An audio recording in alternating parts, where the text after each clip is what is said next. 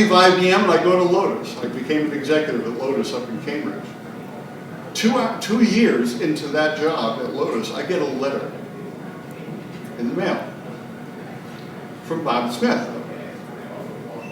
And he says in the letter, George, thank you for not firing me. I knew Jack Thompson wanted to fire me, but you respected me.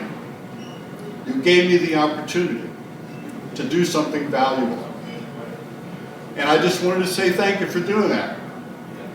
Signed, Bob Smith, Director of IBM Handicapped Services in Armonk, New York. One of the things that I learned when I first started is this concept of what they call yes and.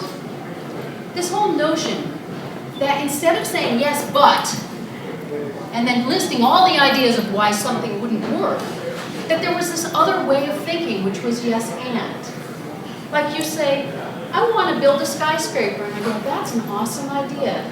And I've heard that they're looking for skyscrapers in New Zealand. Let's explore that. Now that sounds a little far-fetched, but if I said, are you crazy? The idea stops right there. How many of you have ever seen a small child bubbling over with enthusiasm about an idea, and you're like, how do we get adults to bubble? The way we get adults to bubble is to say yes and not yes but. Yes but shuts down thinking. It doesn't help us expand. I've sometimes learned, in terms of dealing with things, don't read online comments. If they ever write articles about our clients, the online comments that are on newspaper articles are some of the most vicious things you will ever see written, which really makes me incredibly depressed.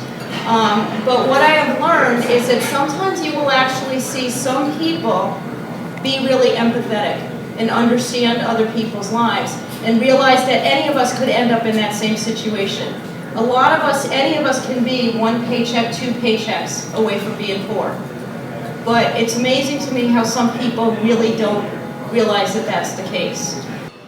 I know we all need, and some of us have, a Robin in our lives, a person who's there for us. It could be a sidekick. It could be somebody who supports you. It could be a friend. It could be a lover. It could be somebody you don't know.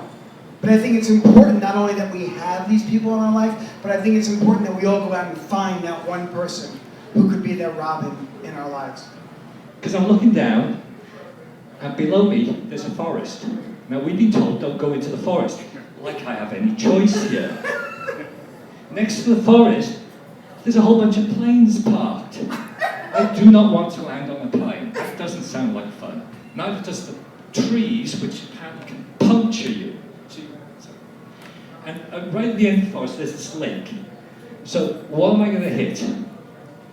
Okay, so if I do any of this funky stuff of pulling rings, I'm going to be going back with the wind, and I'm in the forest.